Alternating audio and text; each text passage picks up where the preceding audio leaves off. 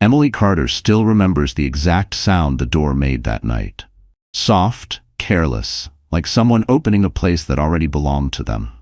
And maybe that was the moment her world cracked.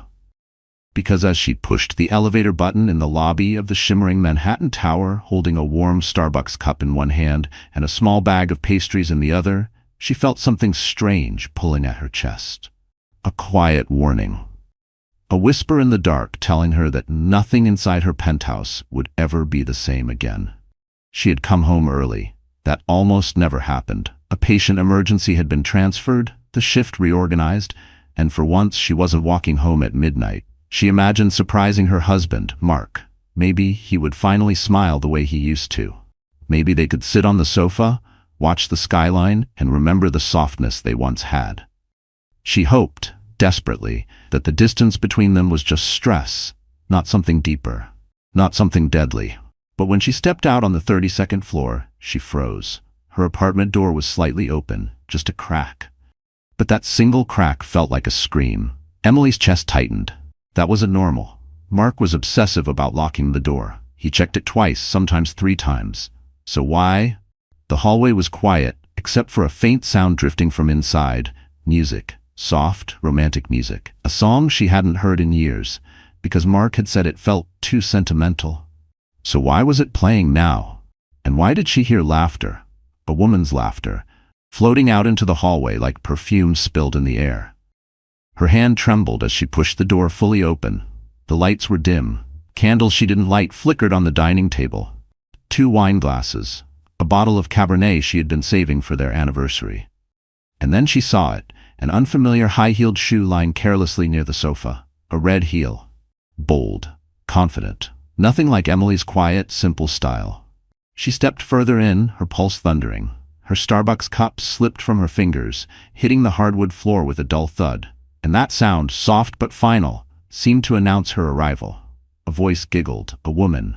Then another voice, Mark's, answered, low and warm in a way he hadn't spoken to Emily in months. And in that instant, Emily understood.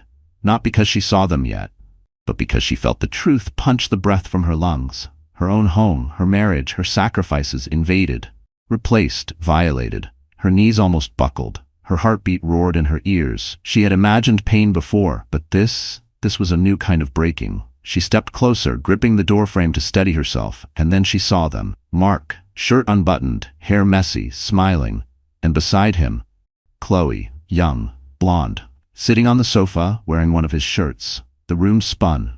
Mark's eyes widened as he finally noticed Emily standing there. He jumped up, knocking over a wine glass. Chloe gasped, covering her mouth with her hand. Emily opened her lips to speak, but no words came. Only air. Only disbelief. And then, something inside her snapped. Her hand rose. Her voice trembled. And the night that would change all their lives forever began with one single step forward, and one decision she never thought she was capable of making. The air tightened as her heart prepared to choose a path beyond fear. And none of them saw what Emily was about to do next. Emily had always believed that marriages didn't collapse overnight. They cracked slowly, quietly, through the small things people ignored. But standing there in the dim light of her Manhattan apartment, watching Chloe scramble to cover herself with Mark's shirt, Emily realized that the cracks she'd sensed for months hadn't been cracks at all. Her home had already been split in 2 long before this night, and somehow she had missed every warning. She remembered the mornings when she rushed out for her 12-hour shifts, leaving Mark sipping espresso while scanning his MacBook Pro with a furrowed brow. She remembered how he barely looked up when she kissed his cheek. She remembered the nights he came home later and later, smelling of cologne that wasn't his. She had brushed it off, telling herself she was imagining things. After all, Mark had always said stress made him distant. And Emily, a nurse who saw suffering daily, was trained to understand. Maybe she had understood too much for too long. Now, as Mark stammered her name, Emily felt the weight of every sacrifice she'd made pressing against her chest. The missed holidays, the skipped vacations, the overtime shifts she accepted to help pay off Mark's business school loans. She had given him everything she had. She had believed in him when no one else did. And this scene in her living room was how he repaid her. Mark took a step toward her, hands raised like she was a frightened animal he needed to soothe. Emily, wait. This isn't what it looks like. The oldest, laziest lie in the world. It almost made her laugh. Chloe sat frozen on the sofa, cheeks flushed with humiliation. She wasn't the picture-perfect mistress Emily had imagined. She looked scared, young, and painfully unsure of her place now that the wife had appeared. Emily almost pitied her, almost. Emily didn't shout, she didn't cry. She stood perfectly still, her voice steady in a way that surprised even her. How long? Mark's jaw tightened. Emily, please don't do this in front of her. That tells me everything, Emily cut in. The truth was written all over his face. 3 months, maybe 6, maybe longer. Emily felt something inside her shift, a small, sharp realization. She wasn't weak for loving him. But he was weak for betraying someone who had never stopped standing beside him. She glanced at Chloe, whose eyes darted nervously toward the door. The girl was waiting for Mark to defend her, to claim her. But he said nothing. The silence between them was louder than any confession. Emily took a deep breath. In that moment, she understood her place in this broken triangle.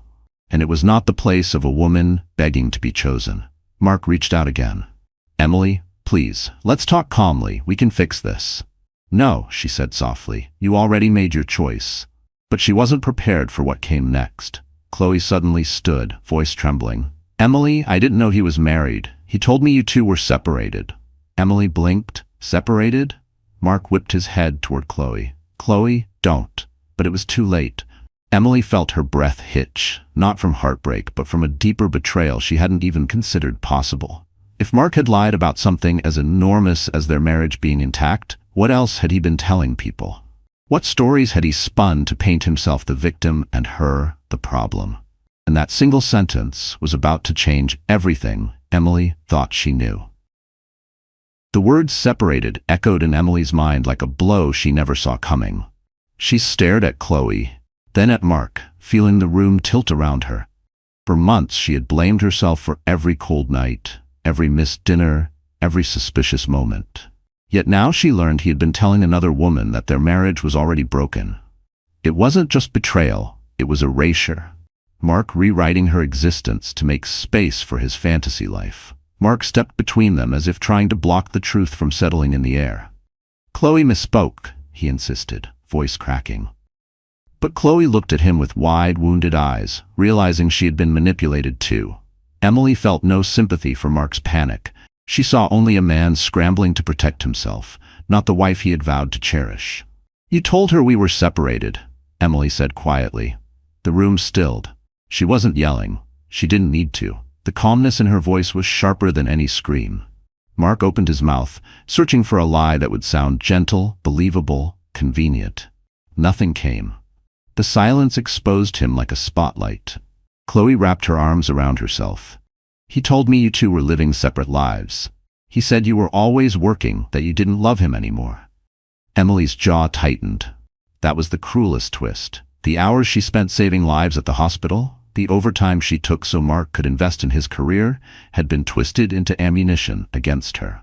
Emily felt something unfamiliar rise inside her. Not rage, but clarity. A cold, steady understanding that she had lost herself in a marriage where only one person was fighting to keep it alive. And it wasn't Mark. She stepped back, scanning the room, the candles, the wine, the carefully arranged evening. This wasn't a mistake. It was a rehearsal for the life he planned to live without her. Mark finally tried to touch her. Emily, please, let's go to the bedroom and talk. You're overwhelmed. The condescension sliced through her. She shook his hand off, and for the first time she saw a flicker of fear in his eyes. Not fear of losing her, but fear of losing control. That realization steadied her more than anything else. Both of you need to leave, Emily said. Her voice did not tremble. Chloe grabbed her shoes and hurried toward the door, but Mark hesitated, jaw tight, trying to salvage the narrative he had built. Emily, you're making a scene. She almost laughed. He still thought he had power. He still believed he could decide what story would be told.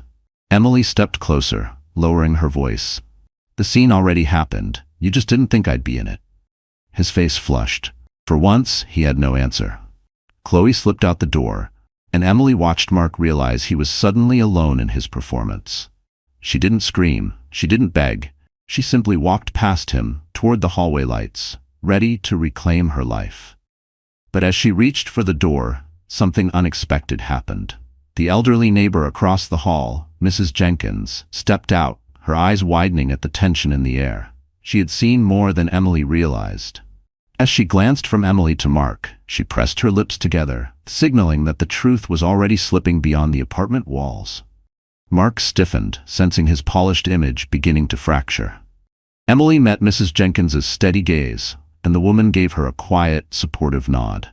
It was the first moment Emily felt a glimmer of strength returning, and she knew something big was coming. Emily didn't sleep that night, not even for a moment. She sat on the edge of the bed, the same bed she had once believed held every promise of her future, staring at the skyline outside the window. Manhattan glittered like nothing bad could ever happen there, like people didn't betray each other in apartments high above the city streets. But inside her chest, everything hurt. Her heartbeat felt bruised, her breath shallow. She kept replaying Chloe's words, each one slicing deeper. He said you two were living separate lives. That was the part she couldn't shake. Mark hadn't just cheated. He had rewritten their marriage. He had reshaped her into a villain in a story she didn't even know existed. She wrapped her arms around herself, feeling small in a place she had worked so hard to make a home.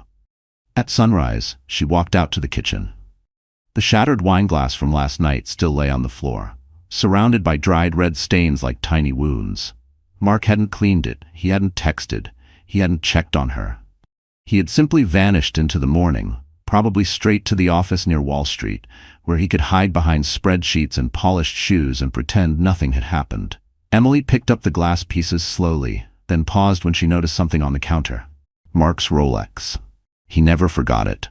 Ever. But last night, in the middle of panic, shame, and Chloe's confession, he must have set it down. She stared at it, realizing how symbolic it was. Mark never left anything behind, except her. She couldn't keep sitting in silence. Not anymore. She grabbed her phone and dialed Sarah, her best friend from college. Sarah answered in under 3 seconds. Em, what's wrong? Emily didn't cry. She didn't have the strength left. Can you come? 20 minutes later, Sarah walked into the apartment wearing a dark blazer, hair in a tight bun, holding 2 coffees. She took one look at Emily's face and set the drinks down without another word. Tell me everything. Emily explained the candles, the wine, the shirt on Chloe, the lie about being separated. Each detail tightened Sarah's jaw. By the end, Sarah wasn't just angry, she was focused, sharp, the way she got in courtrooms. He told another woman you were separated, Sarah repeated. That changes everything legally. Emily blinked. Legally?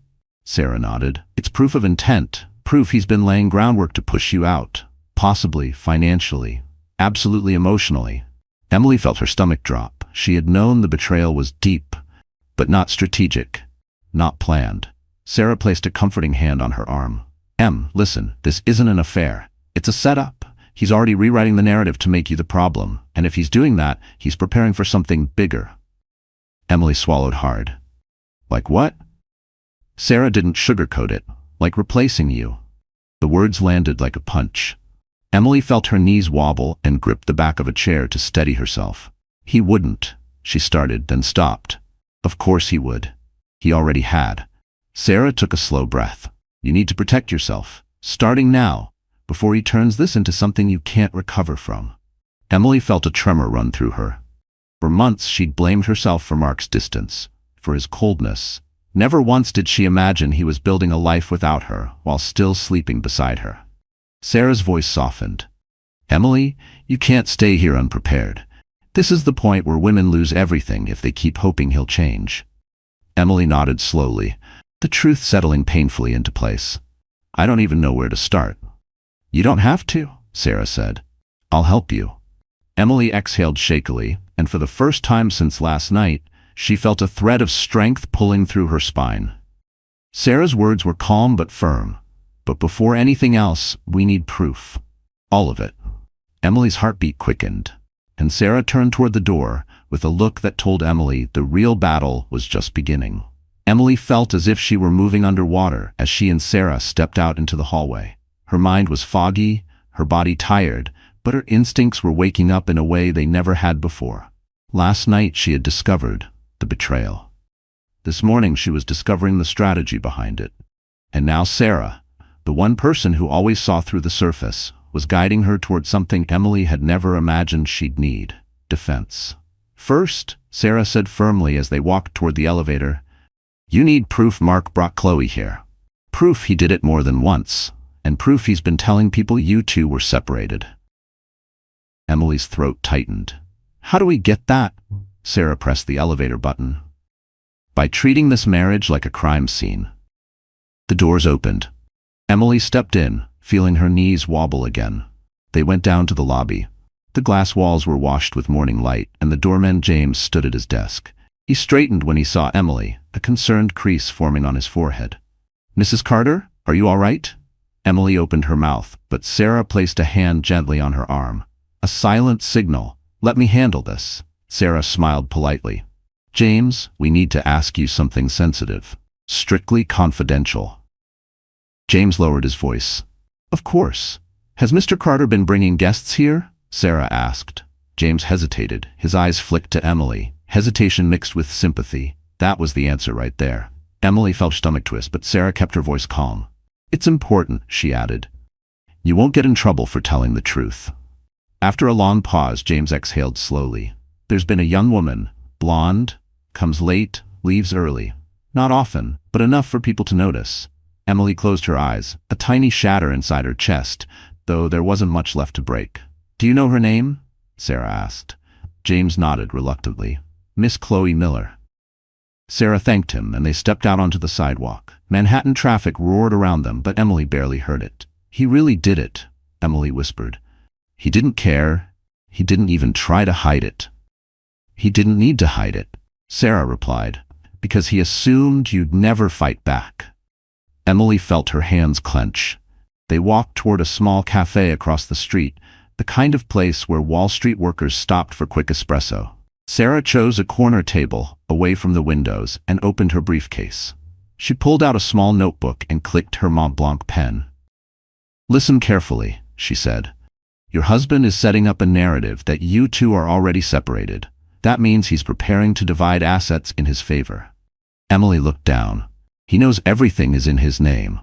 And that's exactly why we need evidence before he tightens the noose," Sarah replied. "We're going to build a timeline." Emily rubbed her temples. "I can't believe Mark is capable of this," Sarah murmured. "People are capable of anything when they think they won't be caught." Emily thought back to Chloe's words, the trembling voice saying she'd been told a different story. It wasn't just betrayal, it was manipulation, a level of deceit so cold that Emily felt chills up her arms. Sarah opened her phone and began listing tasks. "You'll start collecting screenshots, email records, calendar events, bank statements, anything suspicious, and the building's security cameras. James can help with that." Emily swallowed. "I don't know if I can do this." "You can," Sarah said softly. "Because you have to." Emily's eyes stung, not from heartbreak but from something sharper. Will. The first spark of it. Sarah leaned in, voice low. "One thing you need to understand. Mark doesn't think you're capable of defending yourself. He's counting on you to fall apart." Emily clenched her jaw. "Then he's wrong." But before Sarah could reply, her phone buzzed on the table. She glanced at the screen and frowned. Emily felt her pulse quicken. "What is it?" Sarah slowly turned the phone so Emily could see. It was a text from an unknown number. But the message was clear. "You don't know the full story. Meet me. It's about Mark." Emily's breath caught, and the sender's name at the bottom made her blood run cold. It was Chloe. Emily stared at the phone screen, her heart thudding so loudly she could hear it over the cafe's chatter. Chloe. The last person she ever wanted to hear from. The last voice she thought she'd hear again after last night's explosion. Sarah leaned closer, her lawyer instincts instantly alert. "Do not go alone," Sarah said. She could be trying to protect herself, or protect Mark, or trap you into saying something that can be used against you. Emily swallowed. "Why would she want to talk to me?" "Guilt," Sarah replied. "Or fear. Or maybe she's realizing Mark lied to her too." Emily's breath shook. She couldn't imagine sitting face to face with the woman she had found wearing her husband's shirt. But something inside her, something deeper than anger, was curious. Chloe had looked broken last night, terrified when she realized Mark had misled her. And now she was reaching out. Sarah tapped her Mont Blanc pen on the table. Before we respond, we need to think. What would she gain from telling you the truth? And what could she reveal that Mark doesn't want you to know? Emily felt a chill. What if there's more? Sarah's expression turned sharp. There is always more when a man lies this easily, and if Chloe knows something that can help us legally, we need it. Emily stared at the text again. You don't know the full story. Meet me. It's about Mark, Sarah sighed. Fine, if you're going, I'm going with you. But before she could finish her sentence, Chloe texted again. Please, just you. I can't talk if someone else is there. The tension thickened. Sarah frowned. Classic manipulative setup, but she's scared, Something's off. Emily hesitated. She didn't want more secrets. She wanted truth, even if it shattered what little remained of her heart. After a moment she exhaled. I'll meet her, but you stay close, nearby. Just not at the table. Sarah reluctantly agreed. Fine, but I'll be watching. They left the cafe and walked 3 blocks to a small park near the East River. It was quieter, tucked between tall glass buildings. Emily's palms were sweating as she scanned the benches. Then she saw her. Chloe sat alone on a bench, wearing a simple black sweater instead of the stylish outfit she'd worn last night. Her makeup was smudged, her eyes red. She looked less like the confident mistress Emily had imagined, and more like a frightened girl who'd been used. Emily approached slowly. You wanted to talk. Chloe looked up. The guilt in her eyes was immediate, raw. Emily, I'm so sorry. Emily didn't sit. Just say what you came to say. Chloe took a shaky breath. Mark lied to me. About everything. He said you were barely speaking, that you slept in separate rooms, that you were only staying married for appearances. She looked down at her hands. He told me he was planning to move out soon. Emily felt her stomach knot. She had cooked for him, waited for him, begged for connection, while he was planning his exit. But that's not all, Chloe whispered. There's something worse. Emily's pulse quickened. Chloe looked up, tears sliding down her cheeks. Mark didn't just cheat, he's been hiding money. A lot of money. Accounts you don't know about. And he told me that once he left you, he'd be free to start fresh with someone who understood his lifestyle. Someone like me. Emily's breath caught. Hidden accounts? A financial betrayal on top of everything else? Chloe continued, voice cracking. He said he couldn't divorce you yet because he needed more time to move things around. He said you'd ruin him financially if you found out. Sarah, watching from a distance, stood up immediately, reading Emily's stunned expression. Chloe clutched her bag. I didn't know he was married. Not really. Not until last night, and when he tried to call me this morning, I didn't answer. I realized he's using everyone. Not just you. Emily felt the world tilt. Everything she feared was true, and more. Much more. She took a step back, her voice barely steady. Why tell me this? Chloe wiped her eyes. Because I don't want him to destroy you the way he almost destroyed me. Emily swallowed, throat tight. But before she could speak, Chloe whispered something that chilled her to her bones. And there's someone else he's been seeing. Someone you never expected. Emily's breath stopped. Not slowed. Stopped. The world around her seemed to freeze, the distant hum of traffic fading into a dull silence. She stared at Chloe, unable to process the words that had just shattered the fragile understanding she thought she had pieced together. Someone else? Another woman? It didn't seem possible. Betrayal already felt like an ocean swallowing her whole. Now she learned it had deeper, darker waters. Sarah took a few steps closer, reading Emily's face from afar, ready to intervene if Chloe escalated. But Emily lifted a hand slightly, signaling her to wait. She needed to hear this. She needed to know the truth, even if it sliced her open again. Emily's voice trembled. Who? Chloe swallowed hard, gripping the straps of her bag. I didn't believe it at first. I thought he was just flirting with her, being Mark. But then I saw texts, meetings, late-night calls. Her voice cracked. He wasn't just cheating on you, Emily. He was cheating on me, too. A sickening heaviness settled in Emily's chest. She forced herself to breathe. Tell me who it is. Chloe hesitated, fear flickering in her eyes. It's someone close to him. Someone who knows his schedule, his habits, his weaknesses. Another coworker? Emily asked. Chloe shook her head slowly. His financial advisor. Emily blinked, stunned. His? Advisor? You mean? Her name is Madison Hayes, Chloe whispered. She works at the investment firm he uses. I didn't know until I saw a notification pop up on his phone when he was in the shower. It said, same room as last time? Don't keep me waiting. I asked him who she was. He told me it was a client, but he forgot to hide the message thread. He's been seeing her longer than me. Emily felt her stomach twist sharply. Madison Hayes. She recognized the name. Mark had mentioned her before, briefly casually, saying she handled their portfolio and was excellent with high-net-worth clients.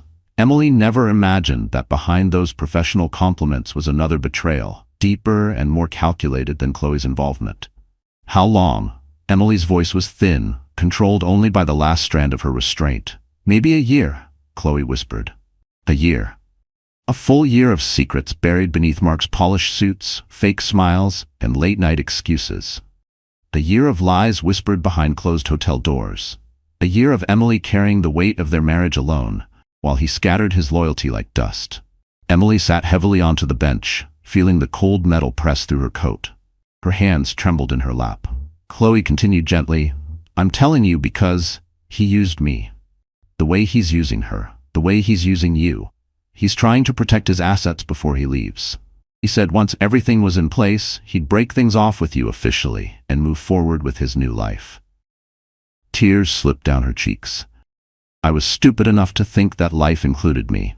Emily's jaw clenched with a force she didn't know she still possessed. She wasn't just fighting betrayal anymore. She was fighting a man who had been constructing a future without her.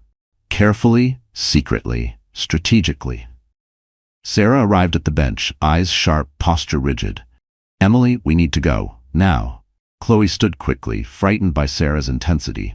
I didn't mean to cause trouble. I thought you deserved the truth. Emily rose slowly, feeling something shift inside her. Not despair, not hopelessness, but something colder. Something stronger. A new kind of clarity. She looked Chloe in the eyes. Thank you for telling me. Chloe nodded, tears falling freely. Sarah placed a protective hand on Emily's back. Let's get out of here. We need a new plan. Emily inhaled deeply, letting the cold air fill her lungs. Someone else. A year-long affair. Hidden money. Lies woven into lies. The scale of the betrayal no longer crushed her. It fueled her. She straightened her shoulders, because now she wasn't simply reacting. She was preparing. And Mark had no idea that the woman he underestimated was about to become his biggest threat. Emily and Sarah walked briskly through the city, the cold Manhattan air hitting Emily's cheeks like needles. Sharp, awakening, purifying. The betrayal no longer felt like a wound bleeding out. It felt like a fire heating steel. And she was starting to understand that she wasn't broken. She was being forged. They reached Sarah's Brooklyn office, a quiet building tucked away from the rush of downtown. Inside, warm light glowed against the walls, and the faint scent of coffee lingered. Emily sank into a leather chair, the exhaustion of the past 24 hours settling deep in her bones. Sarah set down her briefcase, pulled out files, opened her laptop, and transformed instantly from best friend to attorney. Emily, she said firmly, sitting across from her, we're past the point of reacting. Now we strike first. Emily rubbed her arms, trying to steady her breath. I don't want to destroy him. I just want the truth out. I want what's fair. Sarah gave a slow, controlled smile. Truth and fairness are exactly what will destroy him. Emily looked up. Mark built this web of lies over months, Sarah continued. Hidden bank accounts, affairs, manipulating people around him, making you look like the distant spouse. This wasn't emotional weakness. This was a strategy. But now that we know Madison Hayes is involved, everything changes. Emily frowned. Why does Madison matter so much? Sarah leaned forward. Because Madison works in finance. And that means she knows where money moves. If Mark was shifting assets illegally to keep them from you, she may have helped him, or at least witnessed it. She tapped her pen thoughtfully. People like her don't risk their licenses for love. If we pressure her, she'll fold, which puts Mark in a corner. Emily's pulse quickened. She imagined Madison's polished appearance, her perfect suits, her professional smile. The thought that another woman, an educated, successful one, had knowingly been part of Mark's double life twisted like a knife. So what do we do now? Emily asked quietly. Sarah opened a folder. We gather proof today. Emily watched as Sarah organized tasks like a battle plan. Request building security footage covering the last 6 months. Get financial statements, both personal and joint. Screenshot messages, emails, calendar entries. Contact a forensic accountant. Prepare for a quiet consultation with a divorce judge. Emily swallowed hard. This feels big. Bigger than anything I've ever handled. Sarah softened. And that's why we're doing it together. Mark counted on your kindness becoming your weakness. He never imagined it would become your weapon. Emily exhaled shakily, but she nodded. Sarah continued working, her pen dancing across paper. But Emily suddenly felt a wave of nausea, the emotional weight finally crashing over her. She pressed a hand to her forehead. Sarah noticed instantly. Hey, sit back, breathe. Emily slouched into the chair, eyes burning. I spent 10 years building a life with him. I thought we were partners. Sarah reached across the desk and squeezed her hand. You gave him loyalty. He gave you lies. That is not your failure. Emily blinked back tears. I don't even know who I am without him. Yes, you do, Sarah said softly. You're the woman who saves lives every day. You're the woman who keeps promises. You're the woman who walked into hell last night and walked out standing. She paused. And you're the woman who's about to reclaim everything he tried to take from you. Emily felt her breath settle, slow and deeper. Sarah stood and grabbed her coat. Let's take a break. You need food, fresh air, then we'll work. But as they stepped outside, Emily's phone buzzed. A new message. Not from Chloe, not from an unknown number, but from Mark. She froze. Sarah peered over her shoulder. The message read, We need to talk. Tonight. Don't do anything stupid. Emily's jaw tightened. She felt Sarah tense beside her.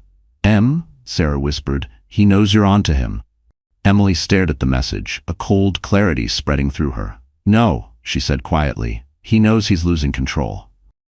She lifted her chin, fighting back the fear, because she wasn't the same woman she had been yesterday. Not even close.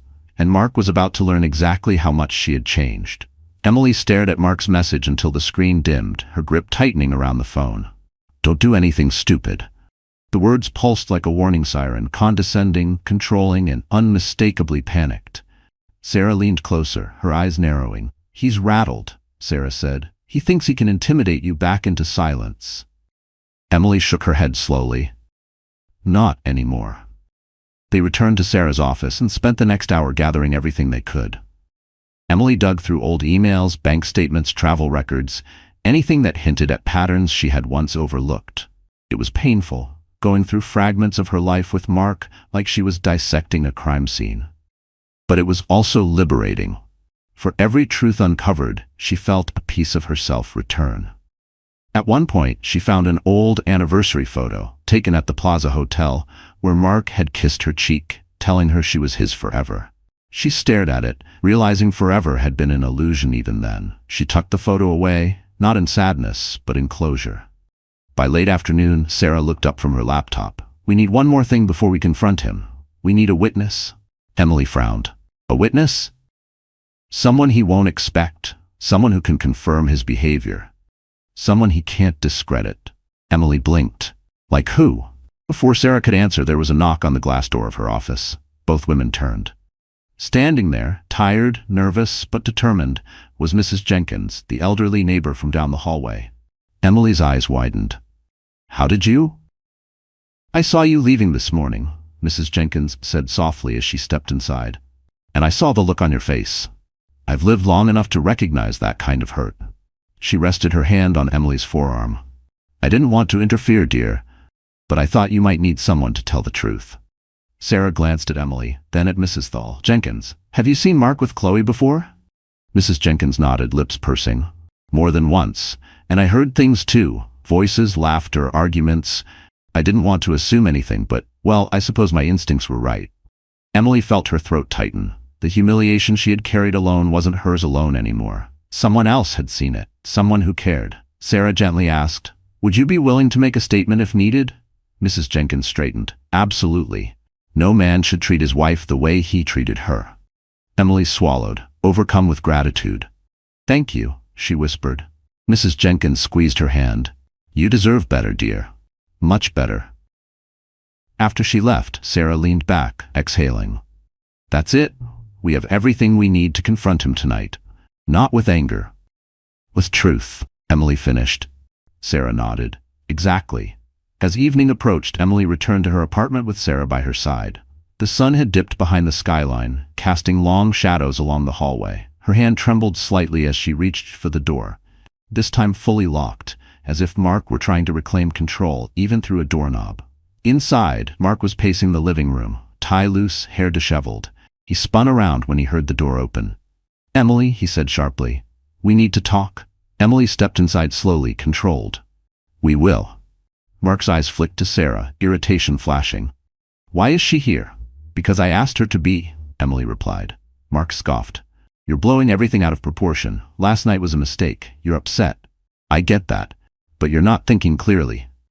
Emily felt the familiar sting of his manipulation, but this time she didn't fold. "Actually," she said quietly, "I've never thought more clearly." Mark froze. She continued, "I know about the affairs, both of them, Chloe and Madison Hayes." His face drained of color. Emily took a step forward. "I know what you told them. I know the things you hid, the money you moved, the lies you crafted." Mark's voice cracked. "Emily, you don't understand?" "No," she cut in. "You don't understand. I'm done protecting you." He inhaled sharply, panic flickering across his expression. Emily held his gaze, steady, unflinching. "Tonight," she said softly, "is the last night you get to control the narrative." Mark's breath hitched. Because he knew, maybe for the first time, that she wasn't the same woman he had underestimated. And this time, she wasn't backing down. Emily stepped further into the living room, the soft glow of the skyline behind her casting long shadows across the hardwood floor. Mark stood perfectly still, like a man suddenly realizing the ground beneath him had cracked open. Sarah remained near the entryway, arms crossed, gaze sharp and unmovable. The pressure in the room thickened with every second. "Emily," Mark began, voice low, "you're listening to the wrong people. Chloe's unstable. She's emotional. You can't trust anything she says." Emily didn't blink. "Then why were her words the same as the evidence I found? The same as what Mrs. Jenkins saw? The same as your messages, your late-night calls, your transfers?" Mark's face tightened. "You went through my things? After you tore my marriage apart," Emily replied, her voice like a steady flame. "Yes, I did." Mark tugged at his collar, looking suddenly claustrophobic. "Okay, fine, I made mistakes. But you're talking about blowing up our life over nothing. We can fix this. You always forgive too quickly, Emily. It's one of the things I depend on." That sentence hit like a punch. Depend on. Not cherish. Not value. Depend on. And suddenly everything in their marriage made perfect sense. Emily stepped closer.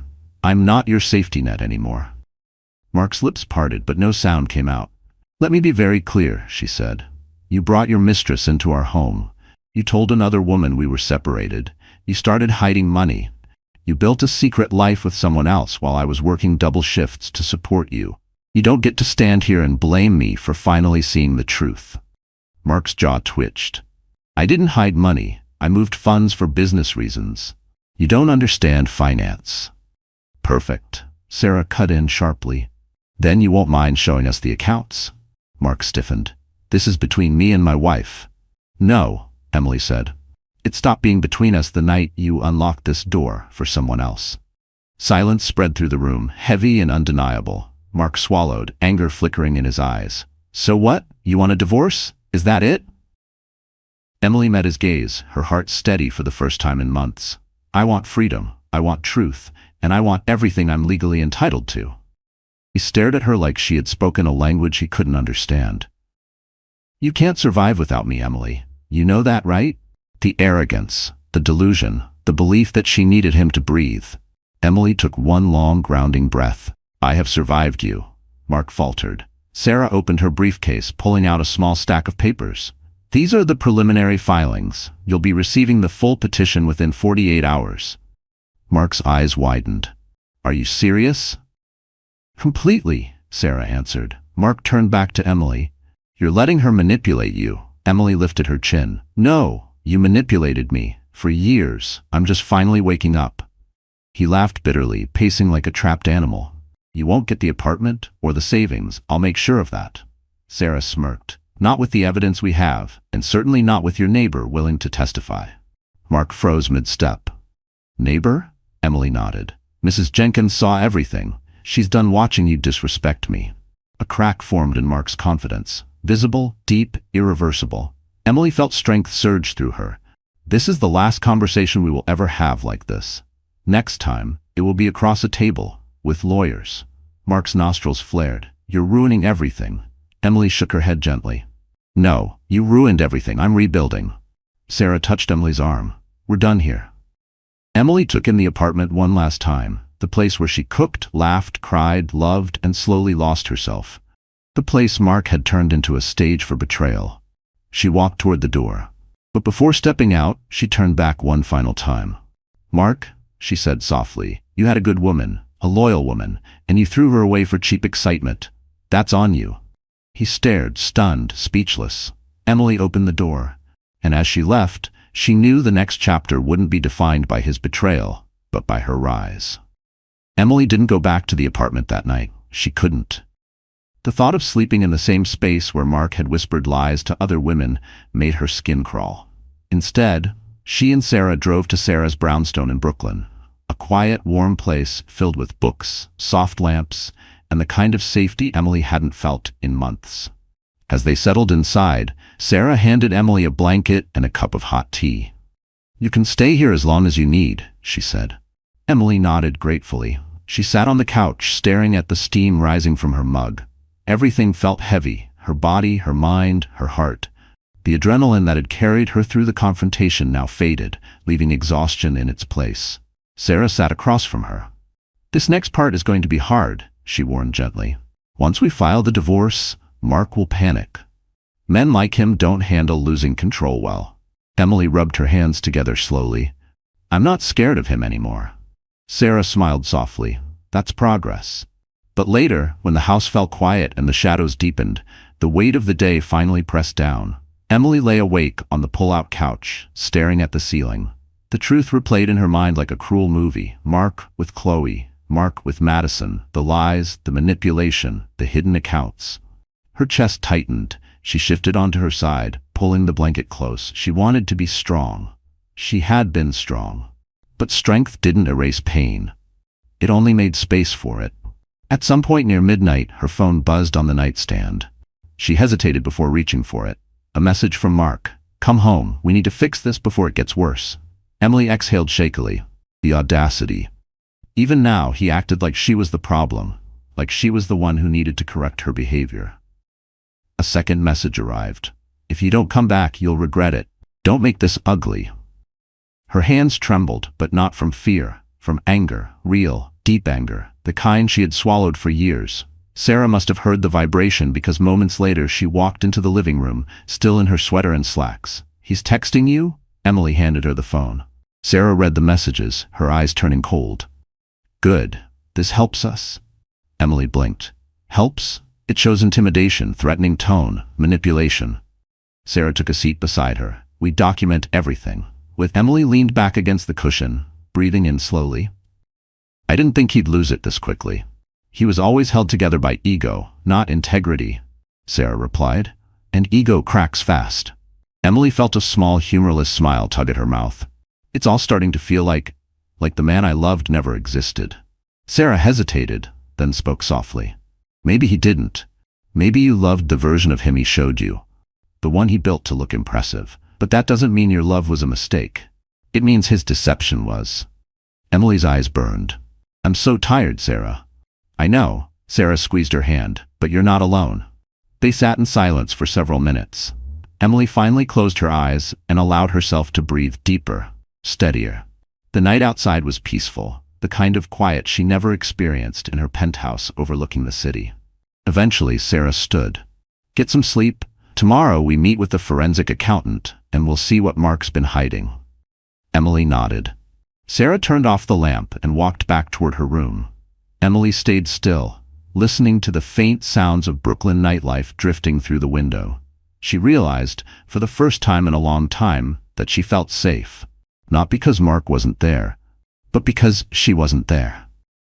She rolled onto her back, letting the exhaustion finally wash over her. Just before sleep pulled her under, she whispered into the quiet room, mostly to herself, I'm going to win this. She didn't mean revenge. She meant her life back. And deep down, she knew tomorrow would reveal something even bigger, something Mark never expected her to uncover. Morning light filtered through Sarah's living room windows, casting soft amber stripes across the couch where Emily slept. For a moment, she forgot where she was. Then everything came rushing back: the betrayal, the confrontation, the text messages dripping with Mark's arrogance. She sat up slowly, pressing a hand to her forehead. Sarah walked in carrying 2 coffees. "Morning," she said gently. "You look slightly more human than last night."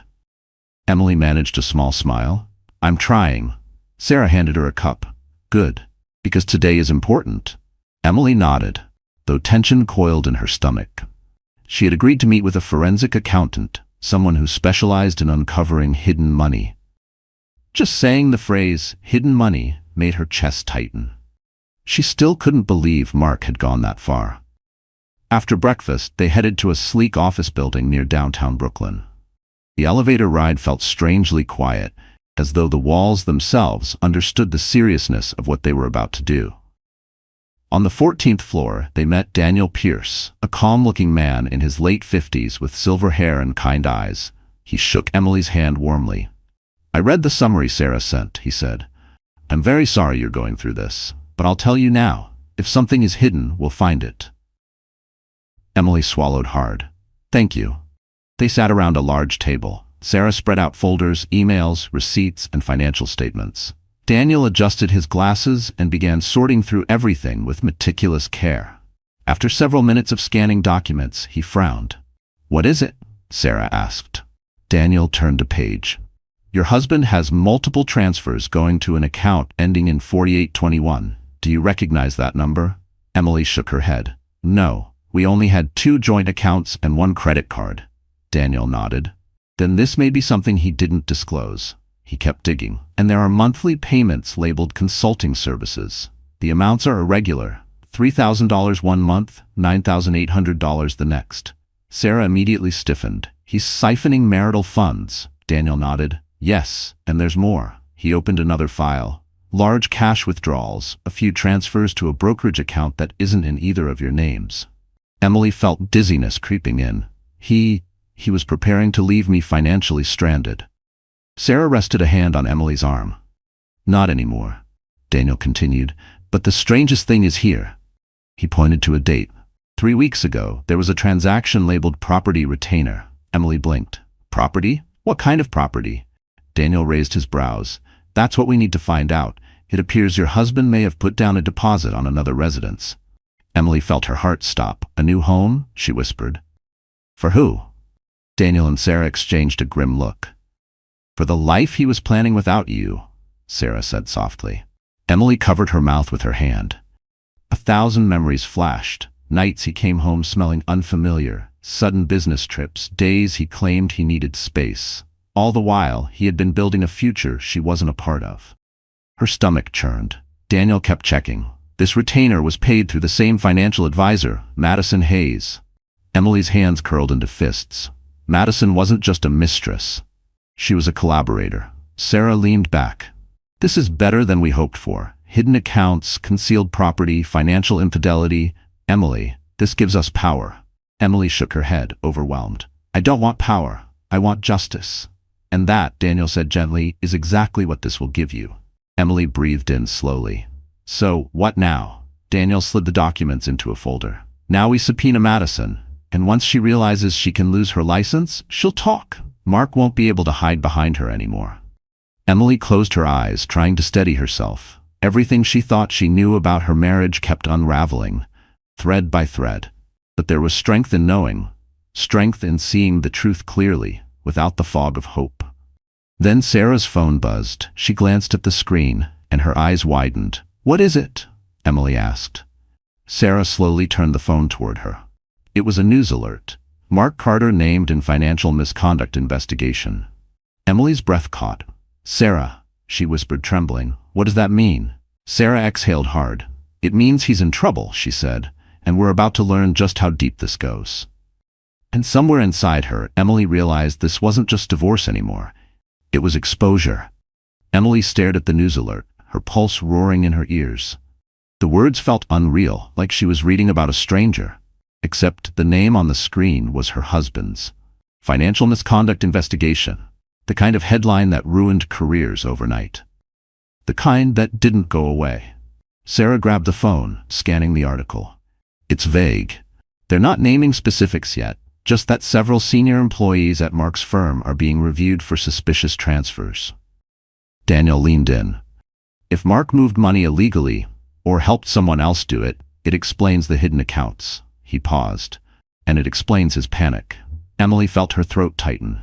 Do you think this has anything to do with the funds we found? Sarah nodded slowly. Very possible. He could have been shifting client money, not just marital assets. Emily's stomach dropped. Betrayal was one thing. Crime was another. She sat back in her chair, pressing a hand to her mouth. I didn't think he was capable of this. Sarah murmured. People who lie easily at home lie easily at work. Daniel folded his hands. We need to stay ahead of this. If the investigation widens, anything he tried to hide could come out, and that works in your favor. Emily shook her head, overwhelmed. I don't want his career destroyed. Sarah gave her a steady look. Emily, he destroyed your marriage. Your job is not to save his reputation. Your job is to save yourself. Emily swallowed, but she nodded. She knew Sarah was right. Still, a bitter ache burned behind her ribs. She had spent years protecting him, defending him, comforting him, believing in him. It was strange how the reflex to protect him hadn't fully died. Daniel cleared his throat gently. There's one angle we need to consider. If Madison was involved in the misconduct, she'll break. Fast. She won't protect him. Emily felt a chill. So she might turn on him? She will, Daniel said with certainty, to save herself. Sarah added, and when she does, Mark will be completely exposed, legally, financially, even publicly. Emily exhaled slowly. And what do we do in the meantime? We gather everything, Sarah said, and we prepare for his next move. They returned to Sarah's house, where the air felt tense with unspoken questions. Emily sat on the couch, gripping a pillow in her lap. It scared her that she didn't fully know the man she had lived with for 10 years. It scared her even more that he might be involved in something far darker than infidelity. As she stared at the floor, a memory surfaced. Mark sitting on their terrace last summer, drinking expensive whiskey, staring out at the skyline. She had asked him what was wrong. He had told her he was under pressure, that his job was demanding, that he felt trapped. She remembered trying to comfort him, rubbing his shoulders, telling him things would get better. Had that been guilt? Or the weight of something illegal? She didn't know anymore. Sarah stepped into the room. You need to hear this, she said, holding her phone out. Emily tensed. What now? Madison posted something. Sarah handed her the phone.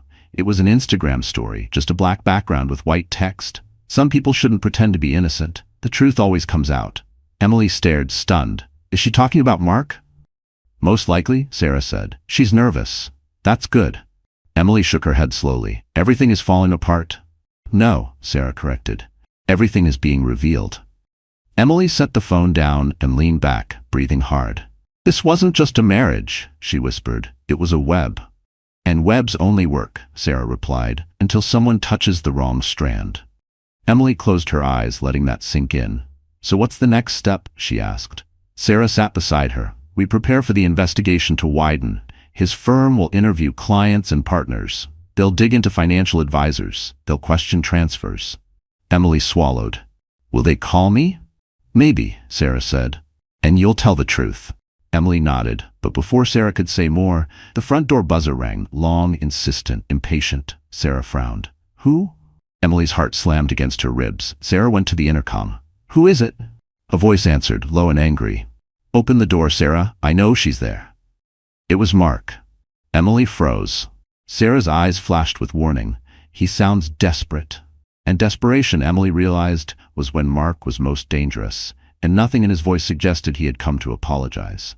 Sarah didn't move. Emily didn't breathe. Mark's voice crackled through the intercom again. Hard, sharp, threaded with anger he wasn't trying to hide. Open the door, Sarah. I'm not playing games. Emily's chest tightened. She glanced at Sarah, whose jaw was clenched, her mind already calculating options. Sarah pressed the intercom button calmly. Mark, this isn't the time. You need to leave. No, Mark snapped. Emily needs to hear what I have to say, and she's not answering her phone. Emily whispered. He sounds unstable. Sarah nodded. He's spiraling. The investigation must have blindsided him. The intercom buzzed again, 3 sharp presses. "I'm not leaving," Mark growled. "Emily, if you're in there, come out and talk to me like an adult." Emily felt her stomach turn. She'd never heard him like this, cornered, frantic, aggressive. His polished Wall Street composure was gone. She stood shakily, but Sarah gently pushed her shoulder. "Sit down. I'm handling this." Emily sank back onto the couch, heart pounding. Sarah pressed the button again. "Mark, you're not coming in. This is legal territory now. Anything you say needs to go through counsel." "Don't talk to me like I'm some criminal," he barked. "I know what you're doing. I know you're turning Emily against me." Sarah's eyes flashed. Emily saw the truth. "I'm simply helping her protect herself." "You're poisoning her mind," Mark snarled. Emily flinched at the familiar accusation. How many times had he blamed her emotions on someone else? On her job? On stress? On anything but his own actions? Sarah kept her voice level. "You should leave before you make this worse for yourself." Silence, then heavy breathing. Finally, Mark spoke again, lower, more dangerous. "If you don't open the door, I'll come back with someone who can make you." Emily's blood ran cold. Sarah's expression hardened like stone. "If you return here, I will call the police and file a harassment report. And trust me, the last thing you need right now is more legal trouble." Another silence. Then, footsteps. Angry, stubborn footsteps heading toward the building exit. Emily released a long, shaking exhale. "I can't believe he said that. I've never heard him sound so cornered," Sarah finished. "He's losing control of the narrative, and men like him lash out when that happens." Emily nodded slowly, hands trembling. "He's not thinking clearly. That scares me." Sarah sat beside her. "Listen to me. You are safe here. He can't get into this building without permission. And after tonight, I want you to file for a temporary restraining order." Emily blinked, startled. "A restraining order?" "Yes," Sarah said firmly. "Threatening to come back with someone who can make you is intimidation. And with the investigation swirling around him, he's unpredictable." Emily pressed a hand to her chest, trying to calm her racing heart. "I don't recognize him anymore," Sarah replied softly. "This is who he's been. You're just seeing it clearly for the first time." Emily felt tears burn behind her eyes, not for the marriage ending, but for finally understanding the truth she had avoided for too long. After a few minutes, Sarah checked the security feed on her phone. "He's gone." Emily sagged with relief. Sarah squeezed her hand. "Good news is his behavior tonight only strengthens your case. Judges take intimidation seriously." Emily nodded. I didn't expect him to unravel this fast." Sarah sighed. "When secrets collapse, they collapse all at once." Emily leaned back, exhausted. "What if he does something reckless?" "He won't," Sarah assured her. "He's scared of consequences, and he knows we have evidence." Emily took a deep breath. The fear ebbed, replaced by something steadier, a rising resolve. She straightened. "What's next?" Sarah smiled faintly. "Next, we finalize the filings. And then, when he least expects it, we take this to court." Emily lifted her chin, strength returning to her spine. Because tonight proved something she hadn't fully believed until now. Mark was no longer the man with power. And tomorrow, he would realize just how much of that power he had already lost. Emily woke up the next morning with a hollow ache behind her ribs. The kind that comes after a storm, not fear anymore, but the residue of something heavy finally cracking open. She dressed slowly, breathing deeply, reminding herself that today wasn't about grief. Today was about action. Sarah had already brewed coffee. She handed Emily a cup. "We file everything this afternoon," she said. "But before that, we need one more piece. We need Madison." Emily's stomach tightened. "You think she'll talk?" "Oh, she'll talk," Sarah said confidently. "Women like Madison protect their licenses, not their lovers." They headed into Manhattan, moving through the sharp morning air, the city buzzing with commuters and distant sirens. Emily felt like she was walking in two worlds, one where she had once been Mark's devoted wife, and another where she was preparing to dismantle the lies he built around her. Their destination was a high-rise near Wall Street, where Madison's investment firm operated. The lobby gleamed with marble floors and chrome accents. People in tailored suits drifted past, oblivious to the emotional warfare happening inside Emily's chest. They checked in at the front desk and were told Madison could meet them in a conference room. Emily's fingers tightened around her bag. Sarah squeezed her shoulder. Remember, she's not your enemy. She's a witness. They entered the conference room. A few minutes later, the door opened, and Madison Hayes walked in. She was exactly as Emily remembered, polished, composed, wearing a crisp navy suit that matched the sleek severity of her expression. But when her eyes landed on Emily, something flickered. Shame, panic, maybe both. "Emily," Madison said quietly, "I wasn't expecting." "You were expecting Mark." Sarah cut in before she could finish. Madison blinked, thrown off balance. "No, Please," Sarah said, gesturing to a chair. "Sit." Madison sat slowly, crossing her legs, clasping her hands in front of her. Emily watched her carefully, trying to reconcile the image of this polished professional with the woman texting her husband in hotel rooms. Madison cleared her throat. "Look, I didn't know you were still together." Emily felt anger spark, but she swallowed it. "You knew he was married." Madison dropped her gaze. "Yes, but he said it was ending, that you were staying together for financial reasons, that you weren't emotionally connected anymore." Emily exhaled through her nose. "He lied to you." Madison nodded. "Apparently." Sarah opened a folder. "We're not here for apologies. We're here for the truth. And I'm going to be blunt. Mark is under investigation, and if you helped him hide money, you could face charges." Madison's face drained of color. She sat straighter. "I didn't know the transfers were illegal. But you processed them," Sarah said, "which means you're involved, whether you like it or not." Madison swallowed hard. "What do you want from me?" Sarah leaned in. "Everything." Madison hesitated, torn between loyalty and self-preservation. But self-preservation won. She opened her bag, pulled out her tablet, and unlocked it. "Fine, I'll show you what I have, but I want immunity if this goes further." "We're not prosecutors," Sarah said, "but cooperation helps your case." Madison tapped the screen. Charts, statements, and wire transfers appeared. "This is the account ending in 4821, she explained. "Mark said it was for business expansion, but now I see it wasn't. He also asked me to move funds into a secondary property retainer. I didn't question it because he said he was preparing for a separation." Emily felt her mouth go dry. "Where is the property?" Madison clicked another file. A Manhattan address appeared. A luxury condo in Tribeca. Emily stiffened. Tribeca. The neighborhood Mark always said was better suited for a fresh start. The one he claimed was too expensive for us. Madison hesitated before speaking. He planned to move there, with me." Emily inhaled sharply, but what surprised her was not the pain. It was the relief, because now she saw Mark clearly, not as the man she had loved, but as the man he truly was. Selfish, reckless, and incapable of honesty. Madison wiped her eyes. "I'm sorry, Emily. Truly, he lied to both of us." Emily nodded slowly. "Yes, he did." Sarah closed the folder with finality. "Thank you, Madison. We'll be in touch." Madison rose and left quickly, heels clicking down the hallway like a retreating confession. Emily stood, grounding herself with a deep breath. Sarah looked at her. "You okay?" Emily straightened. "Yes, more than okay. Because today, she hadn't confronted a mistress. She had confronted a lie. And now she knew exactly how to bring Mark's entire web down, piece by piece."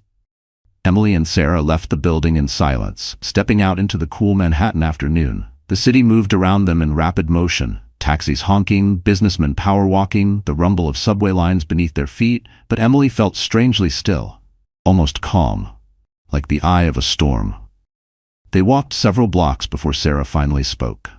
"That went better than expected." Emily exhaled long and steady. She really loved him. Sarah glanced over. "Yes, and that's why she broke so quickly.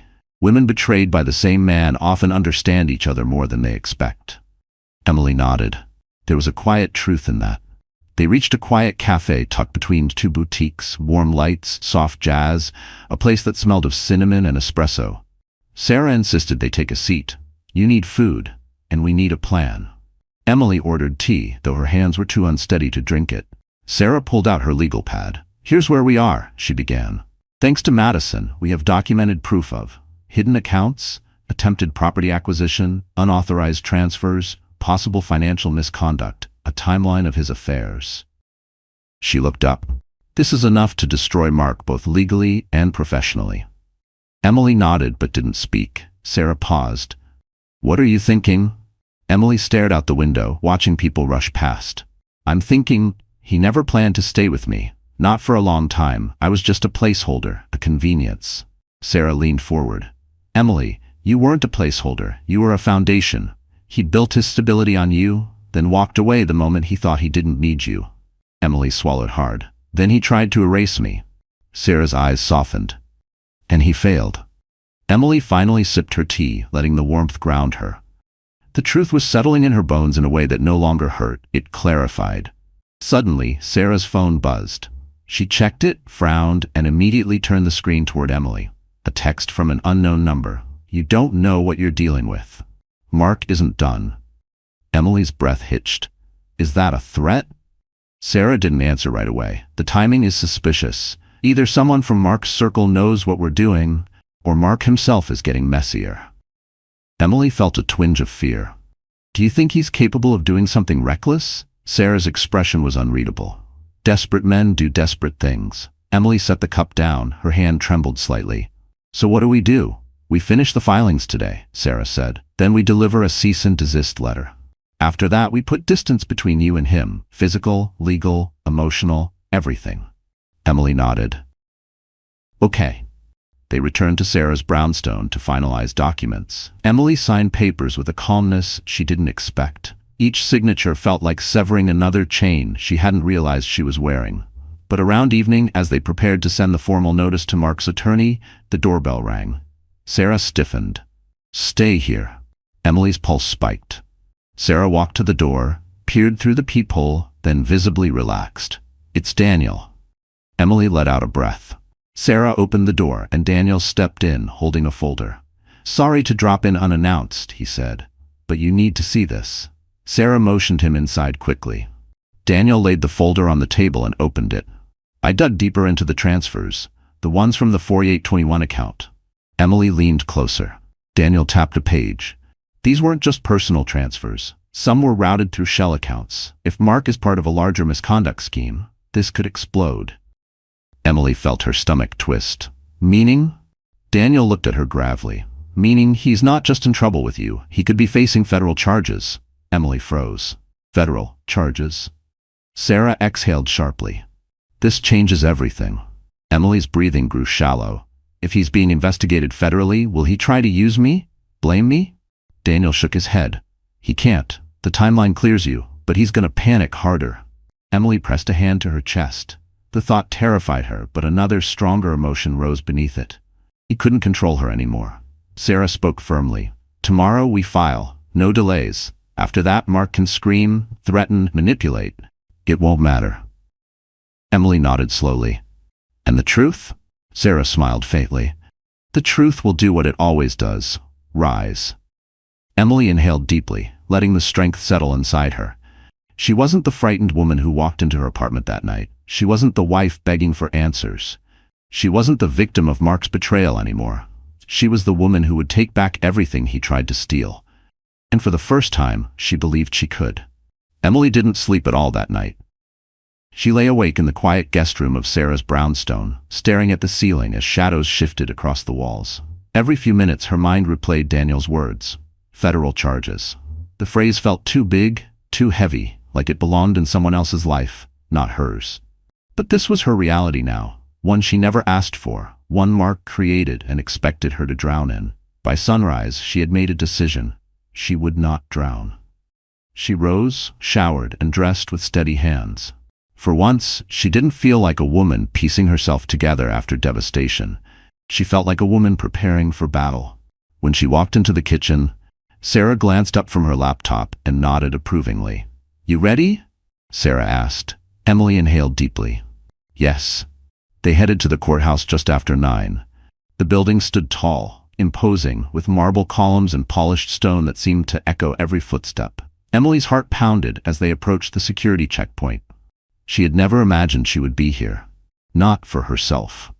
Sarah guided her to a quiet corner where the divorce clerk's office waited behind glass windows. Papers were reviewed, stamped, notarized. Emily watched her own name appear on official documents that would sever a decade of marriage. There was grief in it, but also freedom. Heavy, beautiful freedom. When the clerk handed her the final file, Emily felt a rush of breath leave her chest. It was done. The petition was officially filed. Sarah touched her arm. "You're stronger than you think." Emily nodded, blinking away tears she didn't expect. "Thank you for getting me here." "We're not done," Sarah reminded her. "Next step is exposing the financial misconduct, and Mark won't go quietly." Emily swallowed. "I know." They walked outside, the cold air biting at their cheeks. As they neared the curb, Emily's phone buzzed with a notification. She expected another threat from Mark, but it wasn't him. It was Chloe. A simple text. "Please call me. Something happened." Emily's pulse quickened. She stepped aside, dialing Chloe immediately. The call connected within seconds. "Emily?" Chloe's voice shook. "You need to know. Mark came to my building last night." Emily's stomach dropped. "What? Why?" "He was furious," Chloe whispered. "He said you were turning people against him. He kept demanding to know if I talked to you. I didn't say anything, but he kept yelling. The building security had to escort him out." Emily pressed a hand to her forehead. "I'm so sorry he dragged you into this." "No," Chloe said firmly. "I dragged myself in. I'm just glad security was there. But Emily, he's unraveling." Emily glanced at Sarah, who narrowed her eyes. "Did he threaten you?" Emily asked. A pause. "Yes," Chloe whispered. "He said if I betrayed him, I'd regret it." Emily's breath caught. "Chloe, I'm okay," she insisted. "But be careful. He isn't thinking straight." Emily ended the call, shaken. Sarah spoke quietly. "This confirms what I feared. He's spiraling, and he might lash out again." Emily steadied herself. "What do we do?" "We stay ahead of him," Sarah answered. "Legally, strategically, and physically. No being alone for a while." Emily nodded slowly. She wasn't afraid. She was alert. They returned to Sarah's car, but as Emily reached for the door handle, she noticed something across the street. A black Mercedes, the engine running, windows tinted, parked perfectly parallel to their position. Emily froze. "Sarah, look." Sarah followed her gaze, her expression hardening instantly. "Stay behind me." The driver's window rolled down, just an inch, enough for Emily to see the shadow of a man inside. She couldn't see his full face, but she recognized the shape, the posture, the tension. "Mark." Her breath caught. "He's watching us." Sarah stepped forward slightly, shielding Emily. "He's trying to intimidate you. Don't let him see fear." Emily straightened, shoulders back, chin lifted. For years, she had shrunk herself to keep peace. Not anymore. She met Mark's shadowed gaze through the tinted window. She didn't blink. She didn't flinch. And after a long, tense moment, the Mercedes pulled away, fast, weaving into traffic like a man fleeing the consequences he created. Emily exhaled shakily. "This isn't over." Sarah nodded. "No, it's not." But Emily wasn't the same woman she had been yesterday. And for the first time, Mark seemed to realize it. Emily and Sarah drove back to Brooklyn in tense silence, both aware that Mark's appearance in the Mercedes wasn't just intimidation. It was a warning. Emily stared out the window, watching the city blur past, her fingers twisting nervously in her lap.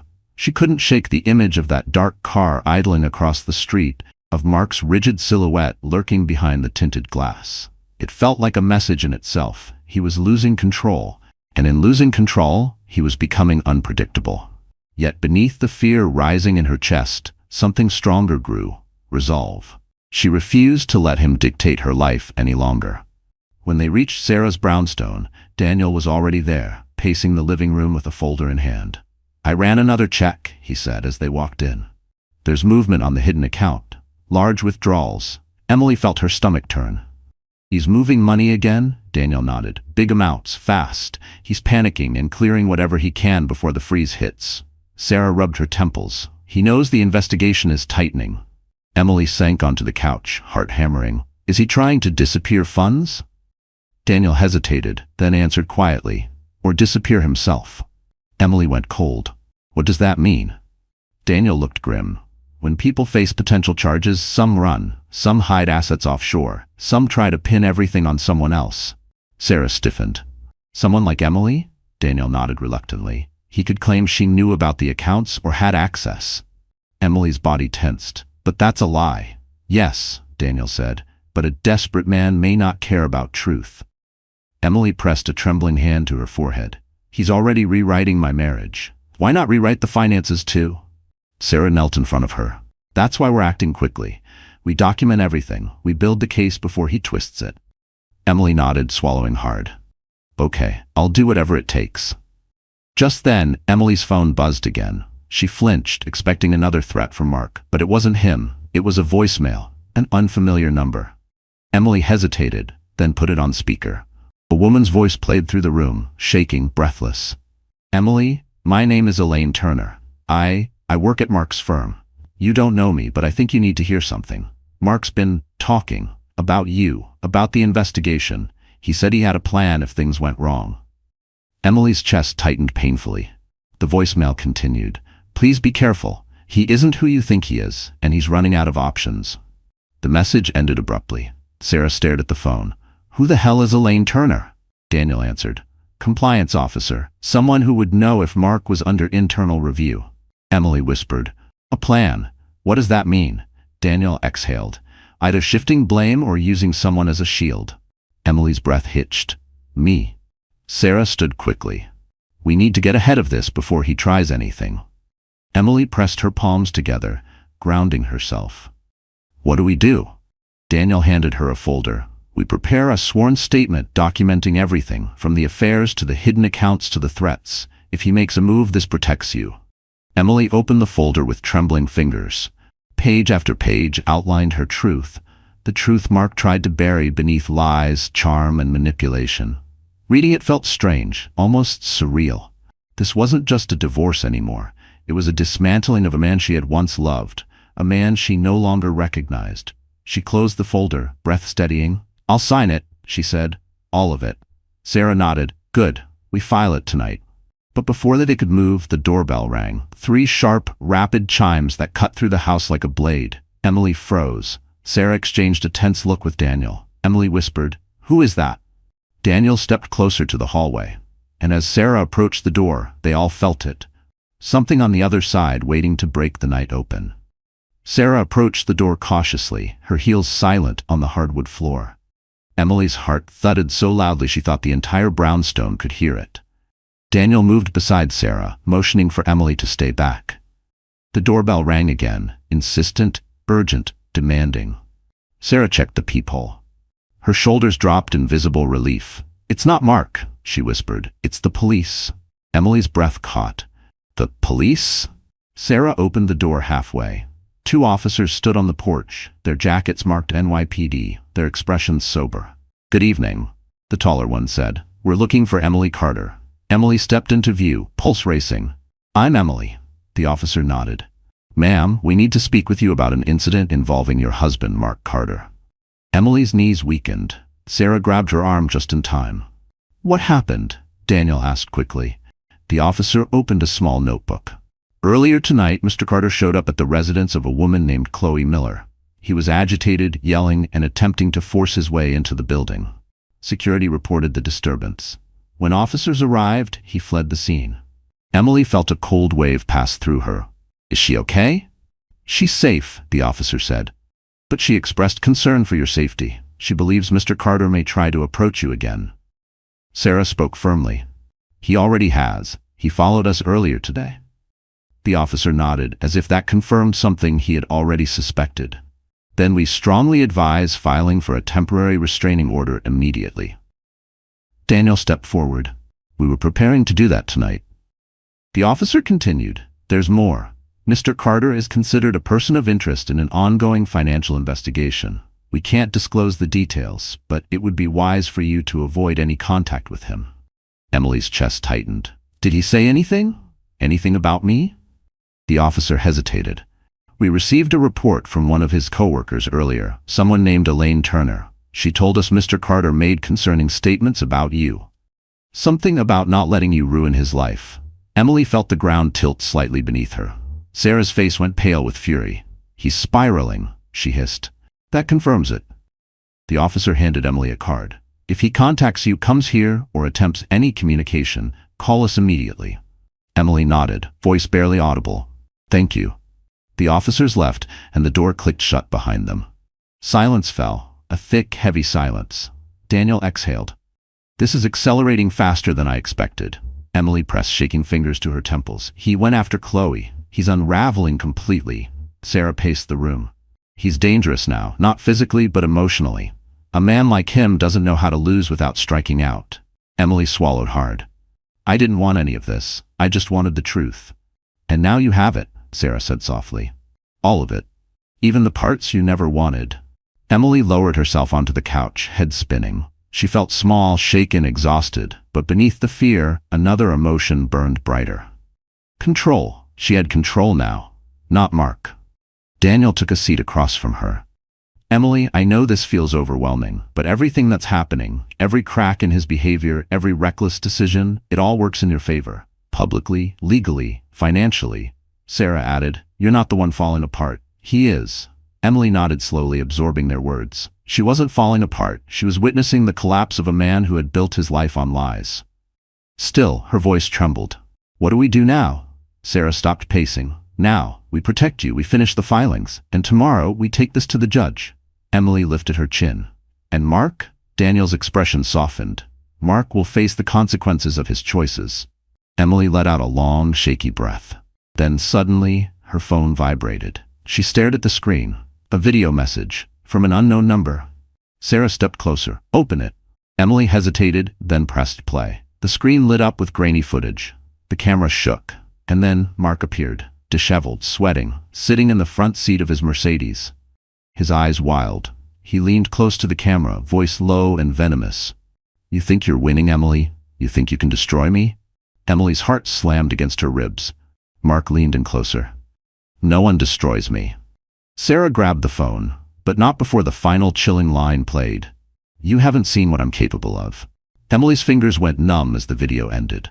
For a long, breathless moment, the room stayed frozen. Sarah staring wide-eyed at the screen, Daniel's jaw tight with alarm, and Emily sitting very still, as if any movement would shatter what remained of her strength.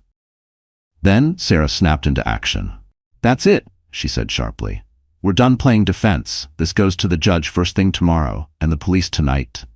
Daniel nodded. This video is a threat, clear and documented.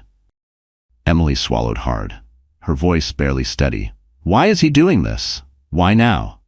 Sarah knelt in front of her. Because he knows he's lost. Men like Mark don't handle losing. When everything slips out of their control, they strike out in desperation. But listen to me carefully. His downfall is not your burden. His choices got him here. Emily nodded shakily. I know. I'm just tired. You're allowed to be, Sarah said softly, but you're not alone. They called the police, filed an immediate report, and handed over the video. The officer who arrived assured Emily that the recording, combined with Mark's earlier behavior, strengthened her restraining order request. This will be taken seriously, he promised before leaving. When the door closed, Emily sat on the couch, shoulders trembling. Daniel poured her a glass of water. Drink, he said gently. You need to stay grounded. She took a sip, breath steadying. And somewhere between the fear and exhaustion, a realization began to form, an iron-solid truth inside her chest. She wasn't scared of Mark anymore, not because he wasn't dangerous, but because she wasn't powerless. She wasn't that woman crying in the dark of the apartment while he whispered lies into someone else's ear. She wasn't the woman who blamed herself for his distance, his cruelty, his betrayals. She was the woman who walked into truth and survived it, and tomorrow she would stand in front of a judge and reclaim her life. The next morning, Emily, Sarah, and Daniel arrived at the courthouse again. This time, with evidence, statements, and the chilling video message that left no room for doubt. The judge reviewed everything in silence. After several long minutes, she looked up. Mrs. Carter, given the severity of the threats and the ongoing financial investigation involving your husband, I am granting an immediate restraining order. Emily exhaled, tears filling her eyes, not from pain, but from relief. The judge continued. Additionally, given the financial disclosures and evidence of concealed assets, you are entitled to an emergency freeze on all marital accounts. This includes accounts Mr. Carter attempted to hide. Sarah nodded with satisfaction. Thank you, Your Honor. Emily felt her chest loosen, as if someone had finally lifted a weight she'd been carrying for years. Outside the courtroom, Sarah hugged her tightly. It's over, Em. Legally, emotionally, you're protected now. Emily leaned into the hug, letting herself feel safe, truly safe, for the first time in a long time. Daniel joined them, and the federal investigation will take care of the rest. Mark will face the consequences he earned. Emily inhaled deeply. I didn't want vengeance, just truth. And you got it, Sarah said, all of it. Weeks passed. The investigation widened. Madison cooperated fully, exposing every detail. Chloe testified to Mark's escalating rage. Mrs. Jenkins offered her statement. Emily's sworn documentation sealed the timeline that proved her innocence. Mark's career collapsed. His firm suspended him. News outlets reported financial misconduct and allegations of intimidation. His carefully crafted image shattered into dust. Emily watched from a distance, not gloating, not celebrating, just finally free. She moved into a smaller apartment near Central Park, decorated with warm colors, soft blankets, and shelves of books. She poured herself into healing, therapy, long walks, quiet nights by the window. The silence no longer felt heavy. It felt like peace. One afternoon, while reading on a bench near the lake, she heard a familiar voice. "Emily?" She looked up. Alex Reed, an ER physician she had met briefly at the hospital months ago, stood there holding a coffee, smiling gently. "I heard about what you went through," he said. "I'm sorry, truly. But you look stronger." Emily smiled softly. "I am." They talked for hours about life, resilience, second chances. His presence felt calm, warm, respectful. Nothing like the storm she escaped. And as the sun began to set, Alex hesitated. "Would you like to have dinner with me sometime?" Emily felt her heart stir, not in fear, but in possibility. "Yes," she said, "I would." He grinned, and for the first time in years, Emily felt the future open, wide, bright, and hers. She walked home through the glowing park, breathing easily. Her life was no longer defined by a man who tried to crush her. It was defined by her strength, her courage, her rebirth. And somewhere in Manhattan, Mark faced the full weight of the consequences he created, while Emily stepped into the peace, power, and love she had always deserved. So that's how the story comes to an end. But my friend, you're still here with me, aren't you? If you're listening right now, it means something in Emily's journey touched a quiet place in your heart. Maybe you've lived through disappointment, betrayal, or a moment when life didn't look the way you hoped. And that's okay, truly. Stories like this remind us of something Marcus Aurelius once wrote. You have power over your mind, not outside events. Realize this, and you will find strength. Emily didn't win because her world was perfect. She won because she stopped letting her pain define her. She chose truth. She chose courage. She chose herself. And maybe that's your message today too. You deserve peace. You deserve honesty. You deserve a life that doesn't hurt to live. Healing isn't loud. It's choosing, every day, not to return to what broke you. Just like Emily, you can rebuild. You can rewrite your story at any moment. If this touched you, even a little, let's keep walking this journey together. Don't forget to like, share, and subscribe to the channel, because somewhere out there, someone needs this reminder just as much as you did today.